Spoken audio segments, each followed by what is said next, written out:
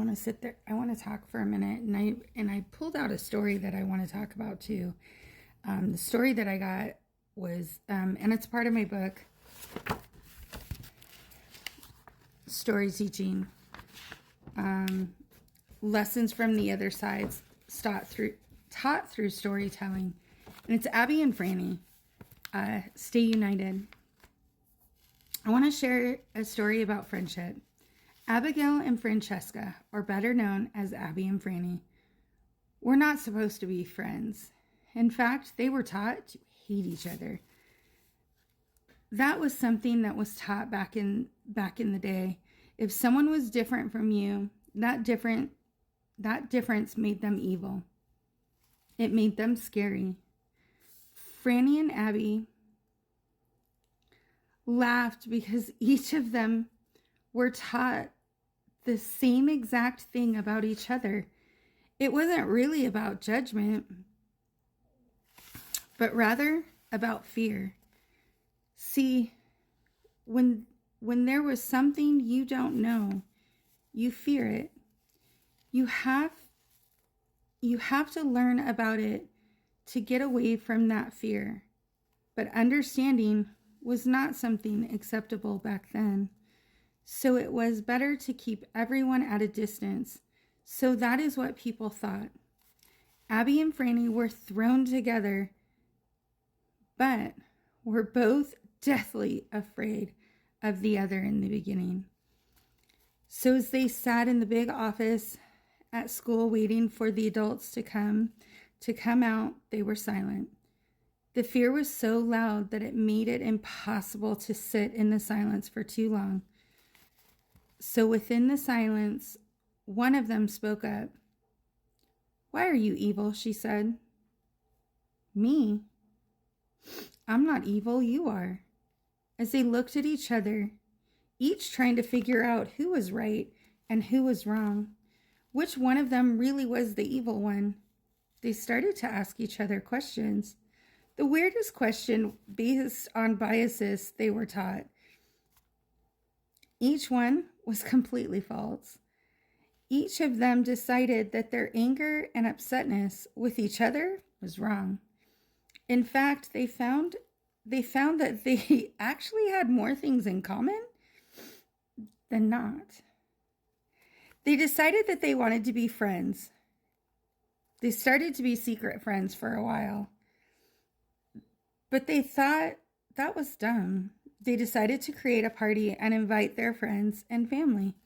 Of course, Franny invited her friends and family, and Abby invited hers, but no one knew that both groups were invited to the same place. In some places, that would start a fight, but not in this case. See, each group stayed separate at first, but Franny and Abby were ahead of their time. They were creative, and they slowly started to show that each of the groups were not as different as they thought. The girls were able to show that there was nothing to fear. They were just people with different beliefs. They put on music and watched the fears slowly fade away. In fact, together, they were able to solve the issues in a small town. They were able to support each other through the losses that occurred in life. They were able to build a better community together. So as Franny and Abby look back at their life, they see the challenges they had been able to overcome together. So they want to remind everyone that it is the differences that make us unique and special. It is a gift to be able to appreciate each other's differences and use the strengths of those differences to build a better world. It is the fear that divides us, that shuts us down, that limits our growth as individuals. The togetherness builds those bridges that are needed to make it through those tough times. It is that unity that makes the barriers of life easier to overcome. So remember that old saying, united we stand, divided we fall. as I hear a lot of stuff going on right now, I think a lot of that. I hear a lot of us, us and them, us and them. And when I sat there and I was able to realize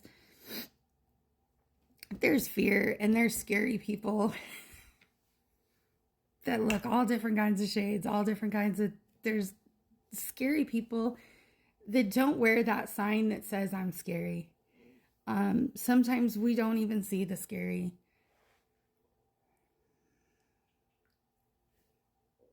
But when we sit there and put these assumptions onto people, we miss out on those people that are not scary. We miss out on those people that sit in love. And I think a lot of us want to sit in love. I think a lot of us want to sit in that understanding of each other, but we're scared. Just my thoughts. So I keep going back to that story. United we stand. We have to stop it being us and them based on what we look like. And what I keep seeing and keep hearing, it's us and them versus the feelings. The us that wants love, that wants to see a better world, and the them that wants to keep us down and mad and angry and not growing. And I don't want to I've never not wanted to grow. I want to learn in every situation. And sometimes we don't have facts to learn. And sometimes we can put little things that we can learn through. And other times we just got to sit back and watch and see what unfolds. And other times we just, regardless of what the situation is and who's right and who's wrong and where the justice is, all we can do is sit and do whatever form of prayer we have, whatever guidance we pull on and say. Nobody wins in this situation, but I refuse to lose. I want to learn, because I think when we learn, we grow. And sometimes the only thing we can do in these just awful things, because I think anytime somebody crosses to the other side, it's an awful thing. And all we can do is learn from it and send love, and send prayers and grace and anything else in that direction that comes from the love and the light. Again, just my thought I wanted to share. Again, if anybody's interested in my book, it's all different kinds of stories from that spiritual communication that I've had with the other side. It's attached on my Linktree. You can get it from Amazon. Thank you. Sending love, everybody. Bye.